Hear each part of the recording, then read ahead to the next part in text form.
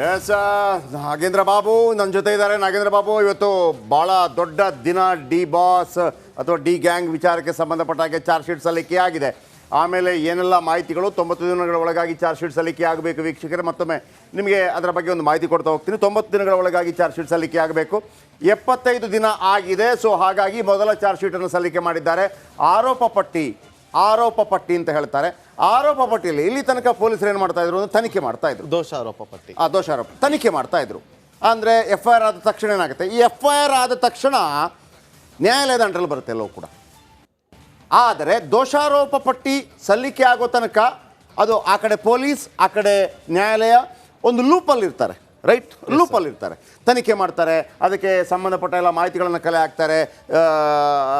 ಏನು current shock ಕೊಟ್ಟಂಥ item, shoe, ಬಟ್ಟೆ, ಎವಿಡೆನ್ಸು ಕಲೆ ಹಾಕ್ತಾರೆ. ಹೇಳಿಕೆಗಳನ್ನು ದಾಖಲಿಸ್ತಾರೆ. ಆಮೇಲೆ 14 ದಿನ ಮಾತ್ರ ನ್ಯಾಯಾಂಗ ಬಂಧನಕ್ಕೆ ಕೊಡೋದಕ್ಕೆ ಅವಕಾಶ ಇರೋದು. 14 ದಿನ ಆದ ನಂತರ ಮತ್ತೆ ಕೋರ್ಟ್ ಮುಂದೆ ಹೋಗಬೇಕು. ವಾಪಸ್ ನಮಗೆ ಇವರು ಬೇಕು ಸರ್, ಇವ್ರ ಬಗ್ಗೆ ಕೆಲವು ಮಾಹಿತಿ ಕಲೆ ಹಾಕಬೇಕು ಅಂತೇಳಿ ಕೋರ್ಟ್ ಡಿಸೈಡ್ ಮಾಡುತ್ತೆ. ಚಾರ್ಜ್ ಶೀಟ್ ಸಲ್ಲಿಕೆ ಆದ ನಂತರ ಆ ತನಿಖೆಗಳು ಅದೆಲ್ಲ ನಿಂತೋಗ್ಬಿಡ್ತದೆ. ಎವಿಡೆನ್ಸ್ ಕಲೆಕ್ಟ್ ಮಾಡೋದೆಲ್ಲ ನಿಂತೋಗ್ಬಿಡ್ತದೆ. ವಿಚಾರಣೆ ಶುರು ಆಗುತ್ತೆ.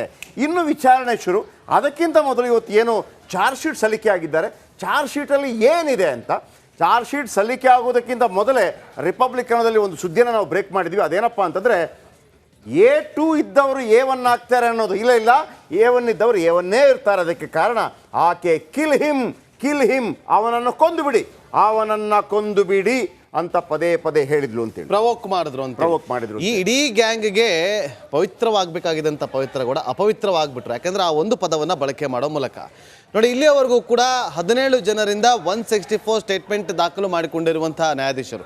ಈ 17 ಆಮೇಲೆ ಹೇಳ್ತೀನಿ 70 ಜನರಿಂದ 70 ಜನರಿಂದ 161 ಸ್ಟೇಟ್ಮೆಂಟ್ 70 ಜನರಿಂದ. ಈಗ ಬ್ರೇಕಿಂಗ್ ಅಪ್ಡೇಟ್ ಲಭ್ಯವಾಗ್ತಾ ಇದೆ.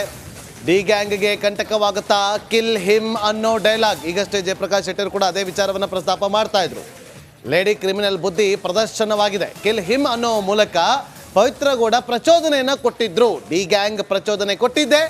ಲಿಪ್ಸ್ಟಿಕ್ ರಾಣಿ ಅನ್ನೋದು ಚಾರ್ಜ್ ಶೀಟ್ ನಲ್ಲಿ ಉಲ್ಲೇಖವಾಗಿದೆ. ಸುಂದರಿಯ ಮಾತು ಕೇಳಿ ಸುಳಿಗೆ ಸಿಲುಕಿದಂತಹ ಸುಂಟರಗಾಳಿಯ ತಂಡ. 3991 ಪುಟಗಳ ಚಾರ್ಜ್ ಶೀಟ್ ನಲ್ಲಿ ಇರುವಂತಹ ವಿಚಾರಗಳು ಯಾವುದು ಅಂತಂದ್ರೆ ಕಿಲ್ ಹಿಮ್ ಅನ್ನೋದೇ ಈಗ ಹೈಲೈಟ್ ಆಗಿರುವಂಥ ವಿಚಾರ. ನೋಡಿ, ಆಕೆ ಬಿಟ್ಟು ಬಿಡಿ ಅಂದ್ಬಿಟ್ಟಿದ್ರೆ ಅವತ್ತು ಎಲ್ಲೋ ಒಂದು ಕಡೆ ಗ್ಯಾಂಗ್ನವರೆಲ್ಲರೂ ಕೂಡ ಬಿಟ್ಬಿಡ್ತಾ ಇದ್ರೇನು. ಆದರೆ ಕಿಲ್ ಹಿಮ್ ಅಂತೇಳಿ ಅದು ಒಂದಲ್ಲ ಎರಡಲ್ಲ, ಕಿಲ್ ಹಿಮ್ ಅಂತೇಳಿ ಹೇಳ್ತಾ ಹೊರಗಡೆ ಬಂದಾರೆ. ಆಮೇಲೆ ಆಕೆ ಅವನನ್ನು ಏನು ಮಾಡ್ತಾರೆ, ಮೊಣಕಾಲಲ್ಲಿ ಕೂರಿಸ್ತಾರೆ, ಬಟ್ಟೆ ಬಿಚ್ಚಿಸ್ತಾರೆ, ಮೊಣಕಾಲಲ್ಲಿ ಕೂರಿಸ್ತಾರೆ. ಹೋಗೋ ಕಾಲಿಗೆ ಬಿದ್ದು ಕ್ಷಮೆ ಕೇಳು ಅಂತ ಕೇಳ್ತಾರೆ.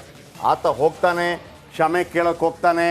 ಕ್ಷಮೆ ಕೇಳಿದಾಗ ಅವಳು ಚಪ್ಪಲಿ ತೆಗೆದು ಹೊಡಿತಾಳೆ. ಆಮೇಲೆ ಅದೇ ಚಪ್ಪಲಿಯನ್ನು ದರ್ಶನ್ ಕೂಡ ತೆಗೆದು ಆತನಿಗೆ ಹೊಡಿತಾರೆ. ಈಗ 5 ಫೋಟೋಗಳು ಸಾಕ್ಷಿ ರಿಟ್ರೀವ್ ಆಗಿರುವಂಥ ಫೋಟೋಗಳು. ಸೊ ಸಾಧ್ಯ ಆದರೆ ನಮ್ಮ ಪ್ಯಾನಲ್ ಟೀಮ್ ಆ ಶೆಡ್ನ ಒಂದು ದೃಶ್ಯಾವಳಿಯನ್ನು ಇಲ್ಲಿ ವಾಲಲ್ಲಿ ಹಾಕಿದ್ರೆ ಅದನ್ನು ತೋರಿಸ್ತಾ ಎಕ್ಸ್ಪ್ಲೇನ್ ಮಾಡ್ಬೋದು. ಪ್ರಮುಖವಾಗಿ ಈತ ಕೋರ್ಟ್ಗೆ ಚಾರ್ಜ್ ಶೀಟ್ ಸಲ್ಲಿಕೆ ಆಗ್ತಾ ಇದ್ದಂತೆ ಆತ ಬಳ್ಳಾರಿ ಜೈಲಿನಲ್ಲಿ ಟೆನ್ಷನ್, ಈಗಿನಿಂದ ಅಸಲಿ ಟೆನ್ಷನ್ ಶುರುವಾಗಿರೋದು.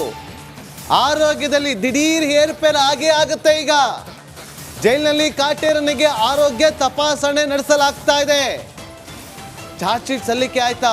ಅಯ್ಯೋ, ಚಾರ್ಜ್ ಶೀಟ್ನಲ್ಲಿ ಏನಿದೆ ಅಂತಾರೆ ಇನ್ವೆಸ್ಟಿಗೇಷನ್ ಟೈಮಲ್ಲಿ ದರ್ಶನ್ ಏನು ಹೇಳಿಕೆ ಕೊಟ್ಟಿದ್ದಾರೋ ಅದೇ ಇರುತ್ತೆ. ಅವ್ರು ಏನು ಕೃತ್ಯವನ್ನು ಎಸಗಿದ್ರು ಅದೇ ಇರುತ್ತೆ. ಎಕ್ಸ್ಟ್ರಾ ಅಡಿಷನಲ್ ಆಗಿ ಏನು ಸೇರಿಸೋದಿಲ್ಲ ತನಿಖಾಧಿಕಾರಿಗಳು. ಅವತ್ತು ಏನಾಯ್ತು, ಯಾರು ಏನು ಮಾಡಿದ್ರು, ಯಾರ ಪಾತ್ರ ಎಂಥದ್ದು ಅನ್ನೋದನ್ನು ಮಾತ್ರ ಉಲ್ಲೇಖ ಮಾಡಿರ್ತಾರೆ. ಇದರಿಂದ ದಿಢೀರ್ ಏರುಪೇರು ಆಗುತ್ತೆ ಅನ್ನೋದ್ರಲ್ಲಿ ಯಾವುದೇ ಉತ್ತರ ಇಲ್ಲ.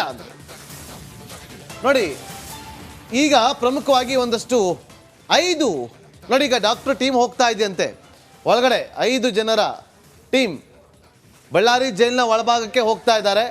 ಏರುಪೇರು ಆಗಿದೆಯಂತೆ ಆರೋಗ್ಯದಲ್ಲಿ, ಚಾರ್ಜ್ ಶೀಟ್ ಸಲ್ಲಿಕೆ ಆಗಿದೆ ಅಂತೇಳಿ.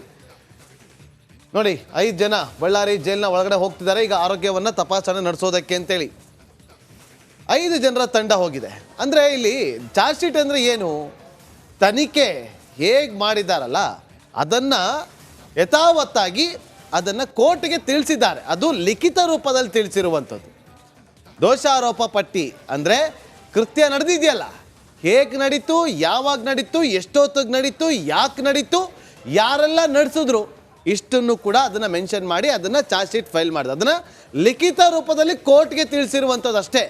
ಇದರಲ್ಲಿ ಟೆನ್ಷನ್ ಆಗುವಂಥದ್ದೇನು, ಮಾಡಿರೋದನ್ನೇ ಅಲ್ಲಿ ತೋರಿಸಿದ್ದಾರೆ, ಅದಕ್ಕೆ ಸಾಕ್ಷ್ಯ ಸಮೇತ, ಸಾಕ್ಷಿ ಸಮೇತ. ಆಮೇಲೆ ನಿಮಗೆ ಟೆಕ್ನಿಕಲ್ ಎವಿಡೆನ್ಸ್, ಆಮೇಲೆ ಮೆಡಿಕಲ್ ಎವಿಡೆನ್ಸ್, ಸೈಂಟಿಫಿಕ್ ಎವಿಡೆನ್ಸ್, ಎಲ್ಲವೂ ಎವಿಡೆನ್ಸ್ಗಳನ್ನ ಫಿಸಿಕಲ್ ಎವಿಡೆನ್ಸ್, ಆರೋಪ ಪಟ್ಟಿ ಈಗಾಗಲೇ ಸಲ್ಲಿಕೆ ಆಗಿದೆ. 3000 ಎಕ್ಸ್ಟ್ರಾ ಪೇಜಸ್, ಹತ್ರ 4000 ಪೇಜಸ್. ಇದೀಗ ನಾವು ಮೊನ್ನೆಯಿಂದ ಹೇಳ್ತಾ ಇದ್ದೀವಿ, 3 ಬಚಾವಾಗ್ತಾರೆ. 14 ಆರೋಪಿಗಳ ಬಟ್ಟೆಯ ಮೇಲೆ ರೇಣುಕಾಸ್ವಾಮಿಯವರ ರಕ್ತದ ಕಲೆ ಇದೆ. ಅಲ್ಲಿಗೆ ಗೋವಿಂದ. ದರ್ಶನ್ ಪವಿತ್ರ ಗೌಡ ಧರಿಸಿದ್ದ ಬಟ್ಟೆ ಮೇಲೂ ಕೂಡ ರಕ್ತ. ಬರೀ ಬಟ್ಟೆ ಅಲ್ಲ, ಚಪ್ಪಲಿ ಶೂಗಳ ಮೇಲೆ ಕೂಡ ರಕ್ತ. 7 ಮಂದಿ ಚಪ್ಪಲಿ ಶೂಗಳ ಮೇಲೆ ರೇಣುಕಾಸ್ವಾಮಿ ರಕ್ತ. ಚಾರ್ಜ್ ಶೀಟ್ನಲ್ಲಿ ಬಯಲಾಯಿತು ರಕ್ತ ರಹಸ್ಯ. ಇದು ಡೆವಿಲ್ ಗ್ಯಾಂಗ್ನ ರಕ್ತ ಸಿಕ್ತ ಕಥೆ. 14 ಆರೋಪಿಗಳ ಬಟ್ಟೆಯ ಮೇಲೂ ರೇಣುಕಾ ರಕ್ತ. ನೋಡಿ, 14, 15, 16, 17, ಇನ್ನು 3 ಜನ. ಆ 3 ಜನ ಬಟ್ಟೆ ಮೇಲೆ ಯಾವುದೇ ರಕ್ತದ ಕಲೆ ಇಲ್ವಾ? ಇಲ್ಲ. ಯಾರವರಾಗಿದ್ದರೆ ಅವರು ಎಲ್ಲ ಘಟನೆಗಳು ಆದ ನಂತರ ದುಡ್ಡು ಕೊಟ್ಟು ಸರೆಂಡರ್ ಆಗೋದಕ್ಕೆ ಬಂದವರು.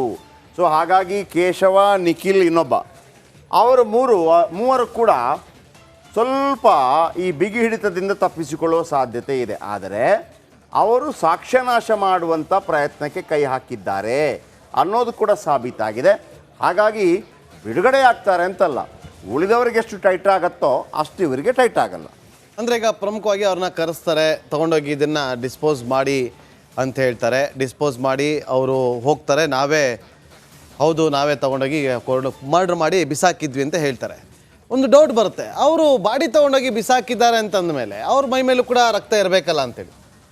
ಚಾನ್ಸ್ ಇಲ್ಲ, ಯಾಕೆಂದರೆ ಅದು ಕೊಲೆ ಆಗಿ ತುಂಬ ಹೊತ್ತು ಆಗೋಗಿತ್ತು. ಬ್ಲಡ್ ಎಲ್ಲವೂ ಕೂಡ ಹೆಪ್ಪುಗಟ್ಬಿಟ್ಟಿತ್ತು, ರಕ್ತ ಹೆಪ್ಪುಗಟ್ಟಿತ್ತು. ಇವ್ರು ತಗೊಂಡೋಗಿ ಬಿಸಾಕ್ಬಿಟ್ಟು ಹೋಗಿ ಸರೆಂಡರ್ ಆಗ್ತಾರೆ.